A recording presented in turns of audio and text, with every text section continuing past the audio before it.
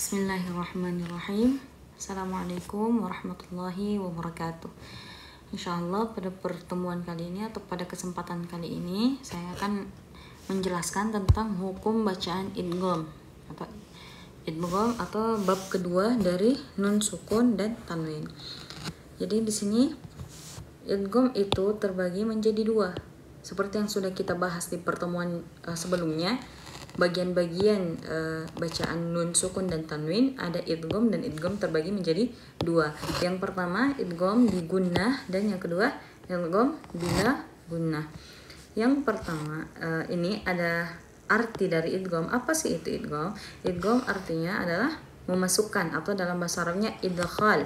Jadi idgham adalah idkhal atau memasukkan. Kemudian yang kedua gunnah. Apa arti gunnah itu? Gunnah artinya adalah dengung. Nah, jadi di sini kita langsung membahas tentang idgham bi gunnah. Idgham bi gunnah maknanya adalah memasukkan dengan dengung. Bi artinya adalah dengan. Jadi apa yang disebut idgham bi gunnah itu? Apabila nun sukun atau tanwin bertemu dengan salah satu huruf 4 ini, yaitu ya, nun, mim, waw dalam dua perkataan. Nah, ini cara membacanya. Suara nun sukun dimasukkan ke huruf setelahnya, kemudian didengungkan dan ditahan 2-3 harakat. Jadi 2-3 harakat. Contohnya yang pertama kita mulai dari contoh tanwin. Contoh tanwin itu ini ada kasratain bertemu dengan ya. Yauma idzi yasduru. Jadi bacaannya di sini ada tanwin, dan tanwinnya itu sudah tidak terdengar nun, atau sudah tidak dibaca nun, karena suara tanwin ini langsung dimasukkan ke ya. Yauma idzi yasdu. Jadi bukan yauma idzin yasduru, tapi yauma idzi yasduru. Kemudian yang kedua amilatun nasibah. Ada dhammatain bertemu dengan nun. Amilatun nasibah. Nah, ini kedengaran nun karena setelahnya huruf nun. Nah, jadi ini suara dhammatain ini masuk ke suara nun.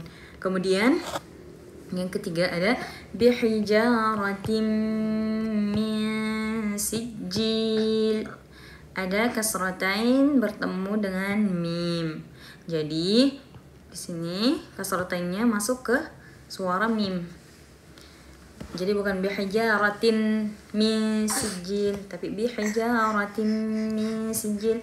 Kemudian setelah itu ada fathatain bertemu dengan waw. Malau wa'addadah. Di sini udah banyak ya dari kita yang menyetorkan surah al-humazah. Jadi sih malau wa'addadah, fathatain bertemu waw, suara tanwin ini masuk ke huruf waw. Kemudian di sini ada nun sukun bertemu dengan ya. Jadi di sini ada contoh dari nun sukun. Yang pertama ada may ya'mal, nun sukun bertemu dengan ya. Suara nun sukun masuk ke ya. May ya'mal, jadi bukan man ya'mal atau man ya'mal. Itu salah. Yang benar adalah may ya'mal. Kemudian setelah itu ada nun sukun bertemu dengan nun. Min ni'matin. Kemudian ada nun sukun bertemu mim masad. Kemudian nun sukun bertemu waw, miwaraihim. Jadi semua suara nun ini sudah tidak kedengaran, tapi dia malah masuk ke suara huruf-huruf setelahnya, huruf-huruf idgham bi gunnah setelahnya. Jadi itu penjelasan tentang idgham bi gunnah. Kemudian kita bahas di idgham bila gunnah di bagian keduanya. Idgham bila gunnah, nah, seperti yang kita ketahui ya, idgham artinya adalah memasukkan. Kemudian bi artinya adalah dengan. La ini artinya dalam bahasa Arab adalah tidak. Jadi bila adalah dengan tidak. Gunnah berdengung. Jadi suara ini, suara nun sukun dan tanwin dimasukkan ke huruf setelahnya dengan tidak berdengung. Nah, jadi ini hukum bacaan idgham bila gunnah itu adalah ketika nun sukun atau tanwin bertemu dengan dua huruf ini. Jadi hurufnya cuma ada dua. Yang tadi kan bigunnah ada 4, yang ini ada 2 aja. Yang pertama ada lam dan ro. Lam dan ro. Cara membacanya adalah suara nun sukun atau tanwin dimasukkan ke huruf lam, ro, atau huruf setelahnya tanpa berdengung. Jadi tidak boleh didengungkan. Kalau bigunnah harus didengungkan dan ditahan 2-3 harokat. Kalau ini dia tidak berdengung dan tidak perlu ditahan. Jadi contohnya yang pertama ada dhammatain bertemu dengan lam. Khairul laka, khairul laka. Jadi khairul laka. Langsung, bukan kayak idgham bigunnah kan. Misal ini kita bacanya idgham bigunnah gimana? Khairul laka. Seperti itu kalau idgham bigunnah. Tapi ini karena kita belajarnya khairum idgham bila gunnah, jadi dia adalah huruf lam, dia adalah huruf idgham bila gunnah, maka kita tidak boleh mendengungkannya. Khairul laka. Kemudian ada kasratain bertemu dengan ro. Syaitanir rajim, syaitanir rajim. Nah, jadi nggak ada dengung dan tidak ada suara yang ditahan. Kemudian contoh dari nun sukun bertemu dengan salah satu huruf dari idgham bila gunnah. Yang pertama nun sukun bertemu lam, la illam yantahi. La illam yatahi. Kemudian nun sukun bertemu ro, mirrahiqim, mirrahiqim. Jadi nun, suara nun hilang dan dimasukkan ke suara ro. Dan sini juga dimasukkan ke suara lam.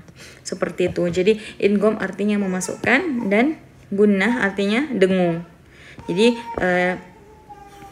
idgham ya ada yang idgham dengan dibaca dengan dengung dan ada yang dibaca dengan tidak dengung. Bacaan idgham bigunnah punya 4 huruf. 4 huruf. Ya. Kemudian nun, kemudian mim, kemudian waw. Atau yang sering kita dengar orang kalau menyatukannya tuh yan, mu, yan, mu, fan, yan, mu. Jadi ini singkatan katanya dari 4 huruf. Kemudian idgham bila gunnah. Idgham bila gunnah itu ada 2 huruf. Lam dan ro. Jadi nanti kalau baca Al-Quran lagi ketika bertemu dengan salah satu dari 6 huruf ini, entah dia bigunnah atau bila gunnah, jadi diperhatikan nun sukunnya kalau dia bertemu dengan lam atau ro, maka harus jangan dibaca berdengung dan jangan ditahan, jangan dipanjangkan. Kemudian kalau dia bertemu dengan salah satu dari huruf yanmu ini, maka harus didengungkan dan harus ditahan 2-3 harokat. Oke, insyaallah itu aja pembahasan kita tentang idgham pada pagi ini dan atau pada kesempatan hari ini, insyaallah. Semoga dipahami dan semoga bermanfaat bagi kita semua. Bagi yang sudah mengetahui, semoga ini menjadi bahan murojaah, dan bagi yang belum tahu, semoga ini menjadi ilmu baru yang insyaallah bermanfaat buat kita semua. Oke, barakallahu fikunna. Assalamualaikum warahmatullahi wabarakatuh.